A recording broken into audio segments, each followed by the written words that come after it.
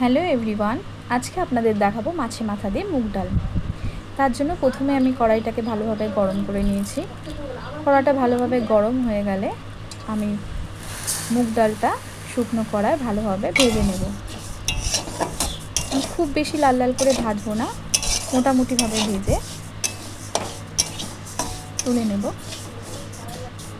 মুগ ডালটাকে ভালোভাবে নেড়ে ছেড়ে নিয়ে হালকাভাবে লালভাবে ভেজে নিয়ে আমি মুগ ডালটা ধুয়ে সেদ্ধ বসিয়ে দেবো। মুগ ডালটা ভালোভাবে ধুয়ে নিয়ে আমি সেদ্ধ বসিয়েছি, ফুটেও গেছে। ফুটে গেলে আমি ওর মধ্যে সামান্য পরিমাণ হলুদ আর সামান্য পরিমাণ নুন দিয়ে ডালটাকে একটু মিশিয়ে আর একটু সামান্য ফুটতে দেব। তারপরে ডালটাকে আমি নামিয়ে নেব। আমি খুব বেশি ডালটা কিন্তু সেদ্ধ করিনি, 70% মতন ডালটা সেদ্ধ করে নিয়েছি। এবার আমি এই ডালটার জন্য একটা আলাদাভাবে মশলা বানিয়ে নেব। শুকনো কড়াই জিরে আর ধনে ভেজে নিয়ে আমি একটা জিরে ধনে দিয়ে ভাজা মশলা তৈরি করে নেব। এই মশলাটাকে ভালোভাবে হালকা করে ভেজে নিয়ে গুঁড়ো করে রেখে দেবো। এরপরে কড়াইতে আমি দিয়ে দেবো তেল। আর আগে থেকে মাথাগুলোকে ভালোভাবে ধুয়ে রেখেছিলাম। মাছের মাথাগুলো যদি ফেটে ওঠে তাই জন্য আমি নুন আর হলুদ দিয়ে মাছের মাথাগুলো ভালোভাবে ভেজে নেব। মাছের মাথাগুলোকে লাল লাল করে আমি ভালোভাবে ভাজার জন্য দিয়ে দিচ্ছি।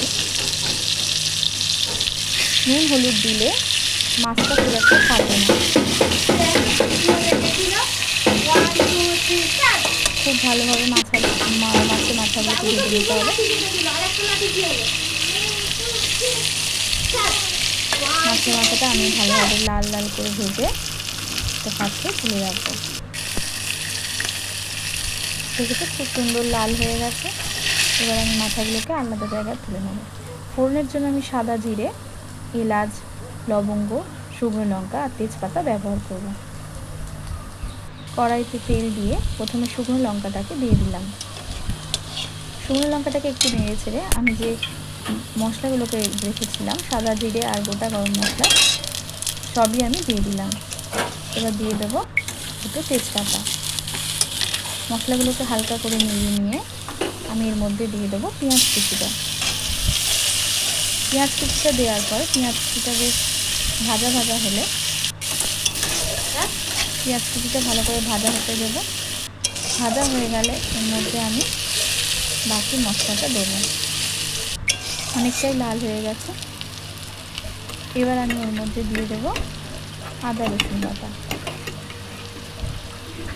যেহেতু মাছের মাথাটা অনেকটা বড় তাই আমি বেশি আদা রসুনটা ব্যবহার করব। ছোটো মাথার ক্ষেত্রে আদা রসুনটা একটু কম দিলেও চলে। মশলাটা ভালো করে পেঁয়াজের সাথে মিশিয়ে নিয়ে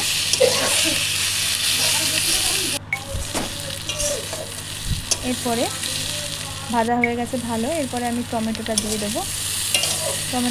টমেটো দিয়ে একটু নেড়ে ছেড়ে নুন আর সামান্য পরিমাণ হলুদ দিয়ে একটু নেড়ে ছেড়ে গ্যাসটাকে আস্তে করে দিয়ে আমি মশলাটাকে কিছুক্ষণ ঢেকে দেবো যাতে টমেটোটা একটু গলে যায়। মশলাটা ভাজা হয়ে গেছে, টমেটোটাও গলে গেছে।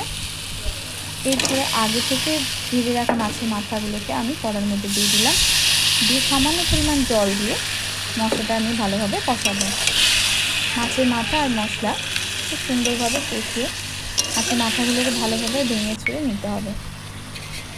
সামান্য ঢাকা দেবো, তবে মাথাগুলো অনেকটা নরম হয়ে যাবে আর ভেঙে ছুঁড়ে নিতে খুব সুবিধা হবে।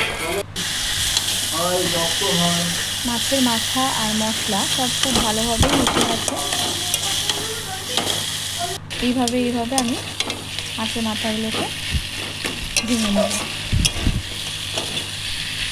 এবার আমি দিয়ে দেবো আগে থেকে সেদ্ধ করে রাখা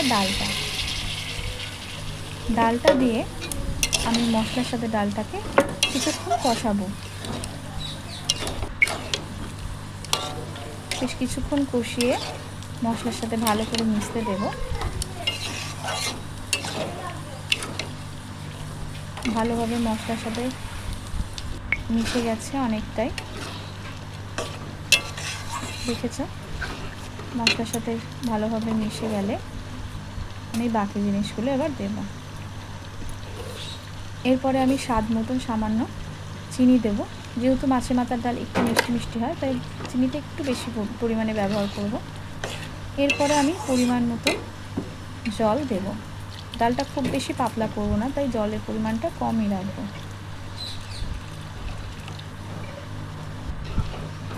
জলটা দেওয়া হয়ে গেছে, এবার সামান্য নেড়ে চেড়ে নেব। ডালটাকে ভালোভাবে ফুটতে দেব। ডালটা ভালোভাবেই ফুটে গেছে। এবার এর মধ্যে আমি দিয়ে দেব আদা বাটা। আদা ঘষে দিয়েছি। আর মুগ ডাল যখন ফুটবে তখন একটু সামান্য আদা ঘষে দিলে মুগ ডালের মধ্যে আলাদা একটা ফ্লেভার বেরোয়।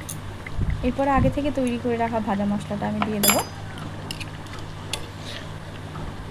দিয়ে সামান্য নেড়ে চেড়ে নিয়ে এর মধ্যে আমি ঘি আর গরম মশলা দিয়ে ভালোভাবে নেড়ে নিয়ে ডালটা নামিয়ে নেব।